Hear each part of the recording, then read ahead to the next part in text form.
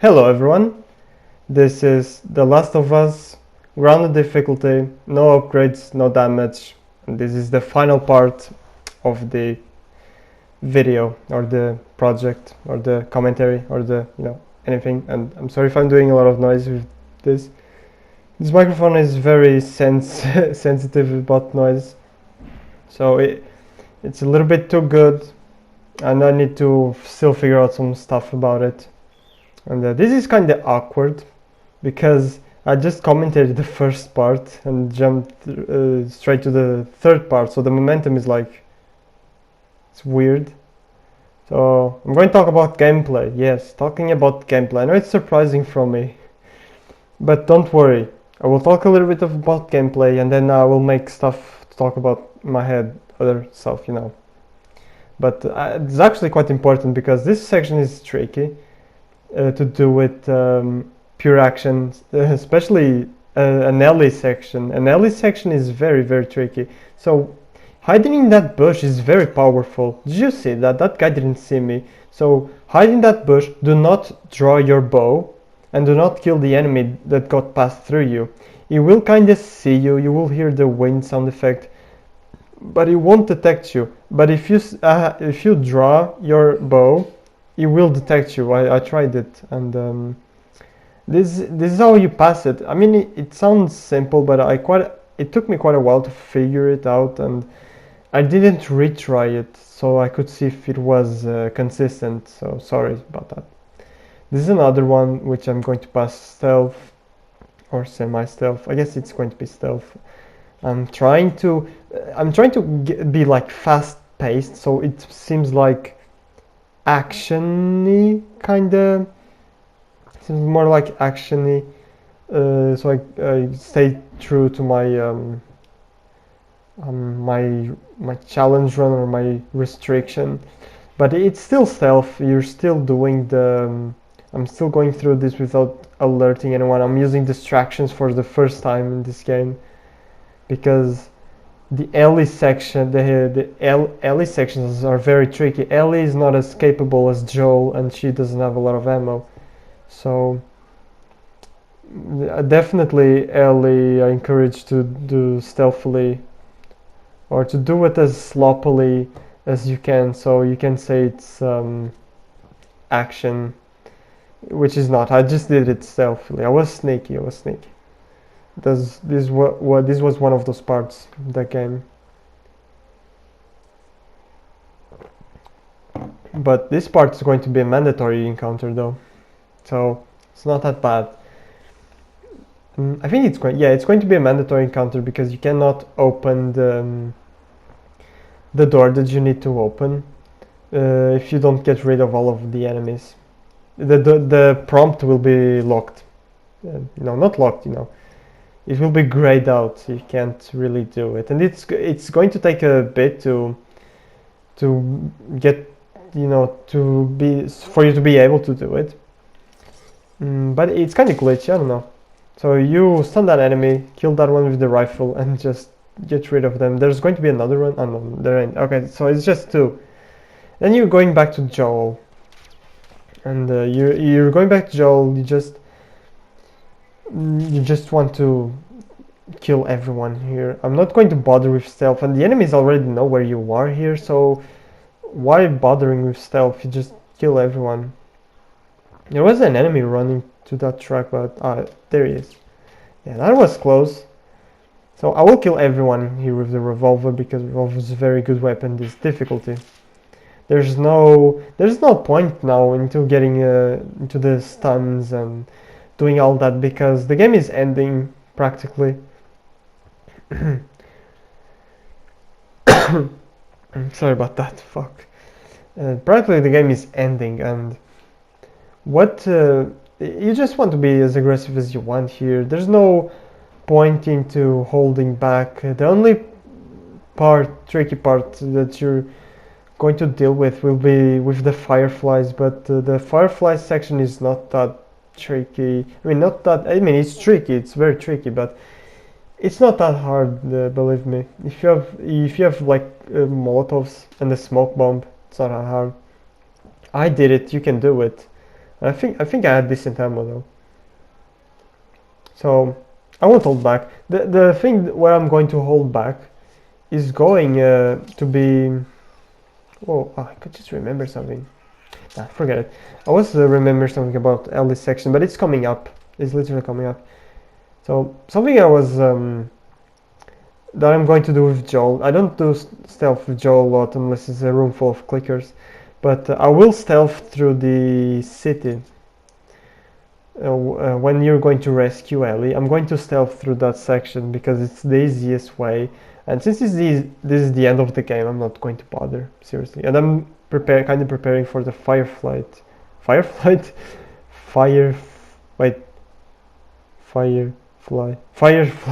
My brain just stopped working there for a second. And then you're going to be as Ellie here. The checkpoint is very long, but this is not that hard of a section. Once you know the route, you can do this easily. The checkpoint can be quite long. Yes, I agree. But well, once you know the route, it's not that bad. There's not a lot of risk. You just need to know how to use the distractions and know where to go, because I think the only tricky part here for the first timer is where to go. I remember when I was playing this, I was kind of confused where to go because you have the snow, you have all the enemies everywhere. You have low visibility, and that's all done on purpose, of course, to give you this feeling of being lost in a place that you don't really know, in a blizzard. But once you already know where to go, this is not hard. This is easy.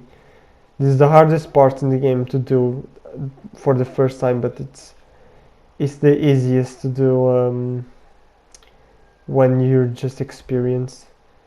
One thing I used to do on my normal runs on Grounded is that I would wait for those enemies to get around the pool table, and not even throw a distraction. I would just go around and they wouldn't see me, and then go to the window, do the same thing that I'm doing right now. But I didn't want to risk it, because even though I say the checkpoint is not that bad, it's kinda annoying me at this point. And this video is not long, it's only 21 minutes, and we're a quarter through it, almost a half through it. So there's not a lot you need to do. Just need to do this kind of boss fight, which is not hard at all. One problem that I had with this boss fight is I think his hearing and his peripheral vision is so good that you need to be very, very slow while approaching him, because sometimes I would literally be on his back, but I couldn't do the striking animation, because he would turn around. I don't know, I think that was because maybe he listened to me sneaking behind him, or that his peripheral vision kind of detected me, and it took him a while to to turn back, so it didn't do the prompt anyway. But it happened so many times that I would successfully sneak behind him, and it would just turn around. Like, I couldn't even do the triangle. So weird. But yeah, I guess the detection can be a little bit weird. Ooh, didn't see me there. This is a little bit tricky, this one. This one is I thought I like the idea, but it can be a little bit annoying to deal with David, especially when the detection on the, like I said before, it's a little bit wacky, I guess. But I guess overall it's not tricky. It's very tricky, but it's not hard. It's just you just need to run and wait for the last position to activate, and that's it.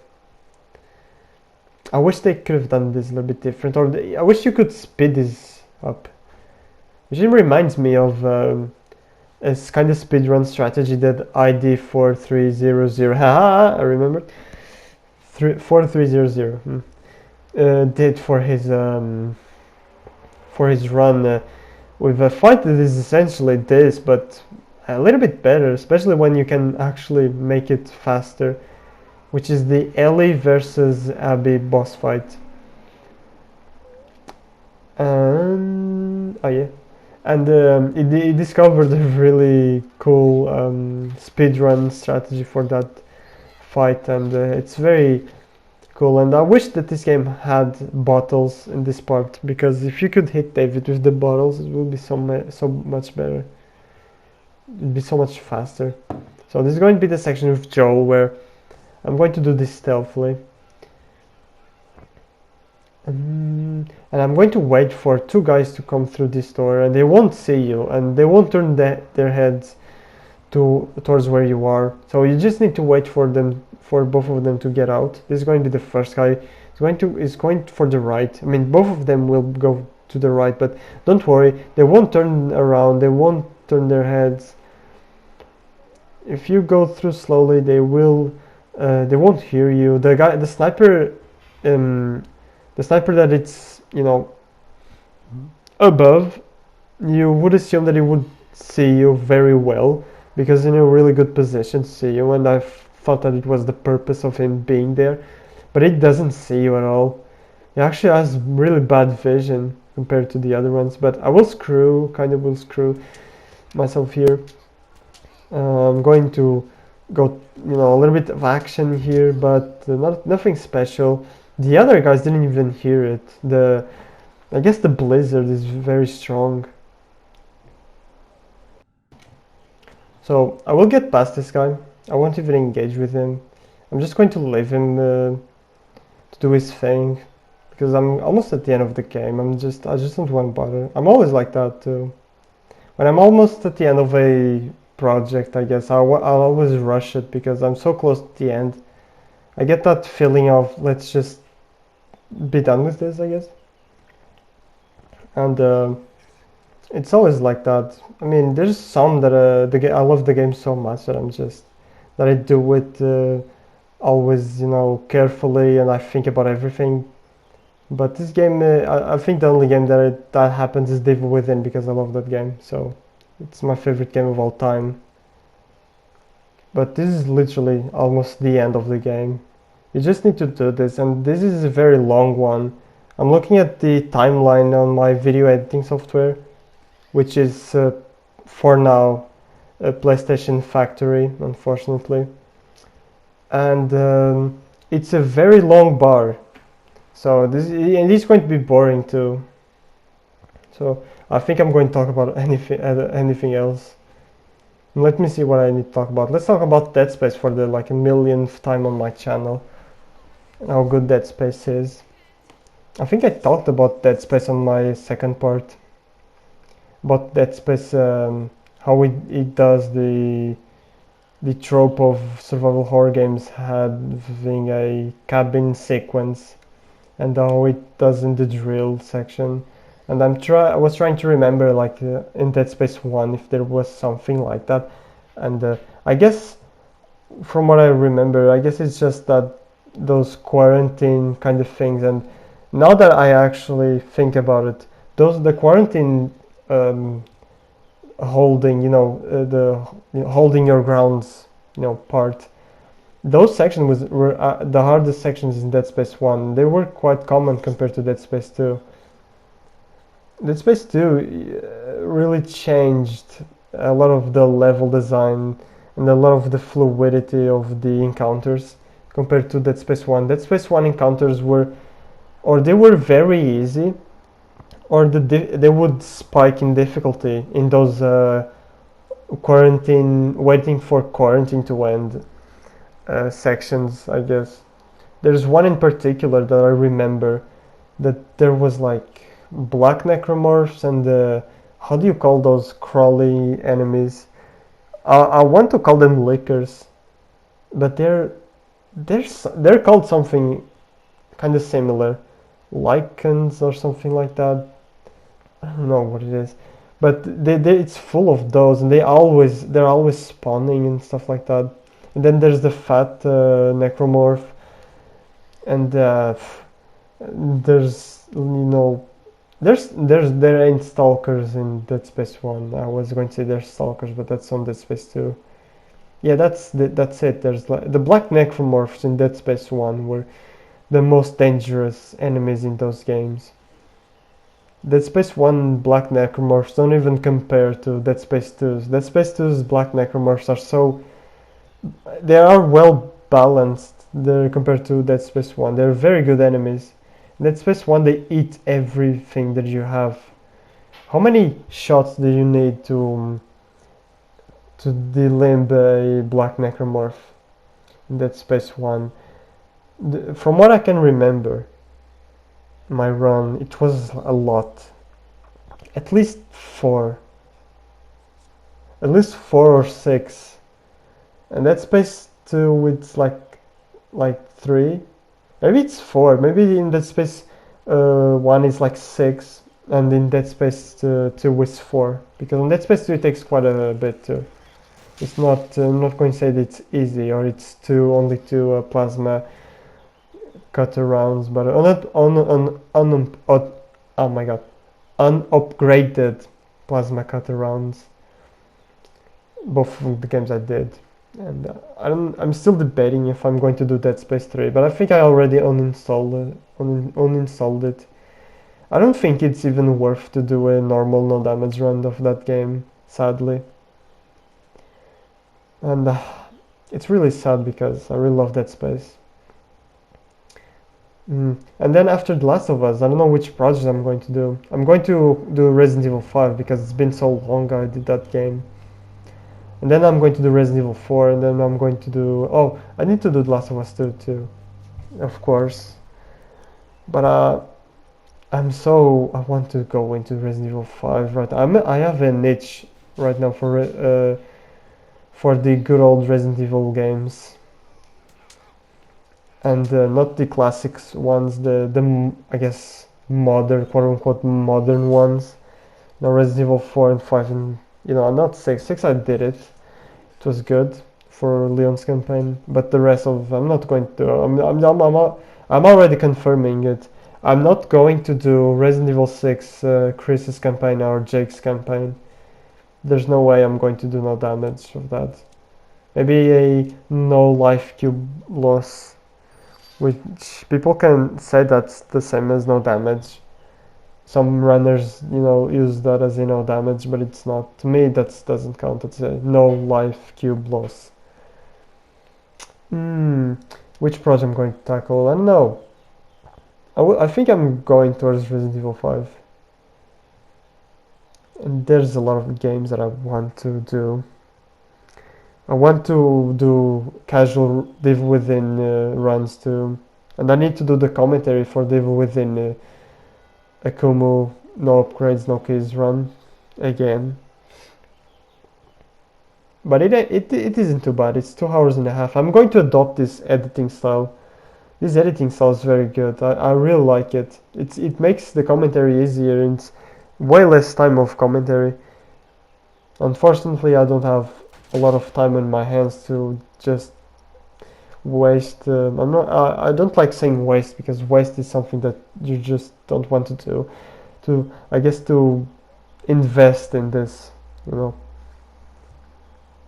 So I'm going to do it shorter. I'm going to do the no commentary with everything, even the cutscenes with something I don't really watch. But I guess if I'm going to do the run, I'm going to force myself through the cutscenes, especially in Resident Evil 5's, which Resident Evil 5 not only Resident Evil 5, but any Resident Evil game, the story is not the focus, obviously, and the story is kind of...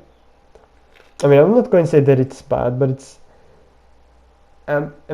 it's cheesy and, there's nothing really to it. It's something that you watch one time and you don't watch it again, ever. Which I did like a long, long time ago, but I guess since I'm fresh, I'm going to do it. And Resident Evil 4's cutscenes, I don't even think I watched it, like, ever. because I already knew I already had that idea of what was going on, so I didn't need it because Resident Evil 4 is a game. I like it because game is very good. And I used the shiv on this guy. Didn't want to attract a lot of noise because these guys have a very good aiming, and you won't need shivs anyway. Shivs are useless to keep at this point. And what the hell am I doing? I think I'm going to take everyone in here.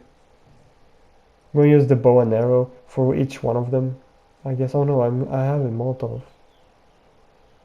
I'm interested how I'm going to do this actually, because it was kind of tricky, and you can do this stuff by the way, but so I threw this guy, and ooh, did you see that? That was something I mentioned in my first part, and that's because I upgraded the manual for the Molotovs, and that range, oof, the radius on that Molotov was insane. But yeah, the no upgrades on my video, it's only for the crafting, like the weapon crafting and the supplements. There's the manuals. Unfortunately, I picked up two manuals and I couldn't restart the checkpoint. I forgot to restart checkpoint, and when I realized it was too late and couldn't do much about it, unfortunately. So I can't use no manuals to advertise to, to add to my challenge, I guess. And yeah, basically this is it. This was the end of the game. I don't know what's happening now because I don't know how PlayStation Factory works, but hopefully it will keep it here. So whatever it's on the screen right now, if it's a black screen or I don't know, weird shenanigan that PlayStation Factory will do, I hope you will have a good time, and I'll see you in the next project.